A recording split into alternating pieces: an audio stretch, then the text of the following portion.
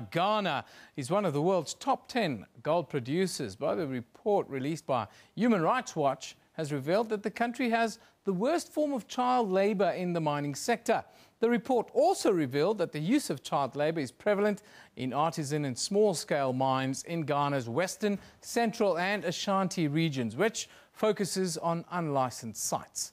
It is estimated that thousands of children, mostly between the ages of 15 and 17, have been working in dangerous conditions, pulling ore out of shafts and processing it with toxic mercury, violating Ghanaian and international law. Now, to talk to us about this matter, we are joined from Germany, Berlin, by Human Rights Watch senior researcher Juliana Kippenberg. Guten Morgen, wie geht's? Good morning, very well. How are you? Juliana, just tell us your view of the situation in Ghana. Is it that bad? It is bad. What we found is that children, mostly boys, but sometimes also girls, do really dangerous work in the mines, basically the sort of work that no child should be doing. And it's actually prohibited under national law in Ghana as well.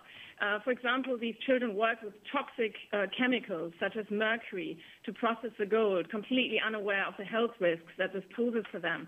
They risk mercury poisoning and ultimately even death and disability from this. They also work in pits that sometimes collapse. We documented the death of a boy who worked in a pit, and at some point the mud walls just sort of collapsed on him and buried him alive. So it is very dangerous work.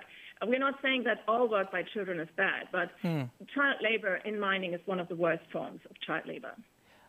Some reports suggest that many 15-year-olds and around that age group who are working have already completed school, and this is kind of their rite of, or their normal rite of passage within Ghana. At what point is it a violation of child rights within your view? Definitely 15, 16 and 17-year-olds have a right to work, and if they need it and want to and the circumstances are such, they should have the possibility to work or, for example, to do vocational training and learn a job. And there are many jobs that they could be doing. It becomes a violation at the point where it is hazardous work, and under both Ghanaian and international law, hazardous work should not be done by anyone under the age of 18. And this is, for example, when you're dealing with issues such as carrying extremely heavy loads, working in an environment where you're actually exposed to a toxic chemical like mercury, where it's burned and the vapors go up in the air and children breathe this in, or where you're dealing with the risk of accidents. Now, Juliana, can you tell us how children are generally recruited for this kind of work in Ghana?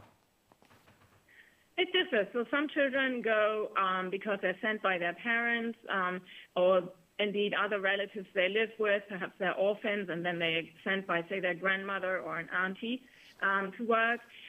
In other circumstances, children also decide sometimes to do this by themselves and don't really realize the full risk that they're getting into.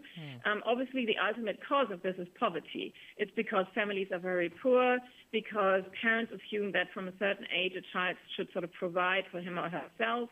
And then there is the added burden, sometimes, of school fees. Officially, school fees are eradicated in Ghana, but in practice, families still have to pay certain types of monies for different costs of school, basically. This can be a real burden for a very poor family. So there's also the issue of lack of support for very poor, vulnerable families by the state, and sort of a lack of regulation in that sector. We should add that the mines that we investigated were unlicensed mines primarily, so the government really has a duty to regulate and formalize the sector properly. At Human Rights Watch, are you working together with other organizations to try and eliminate or create solutions for child miners?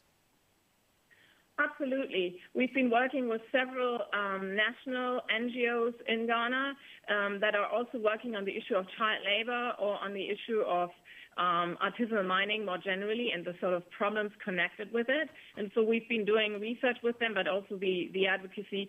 Just to name one group, there's a Social Support Foundation and Obuasi, a mining city that we've been working with closely, but there are many others as well. And perhaps let me just add that there's another dimension to this, and this is the dimension of companies and the responsibility that companies have, and we're also working with NGOs together on that issue. Juliana, thank you very much for joining us today via Skype from Berlin in Germany.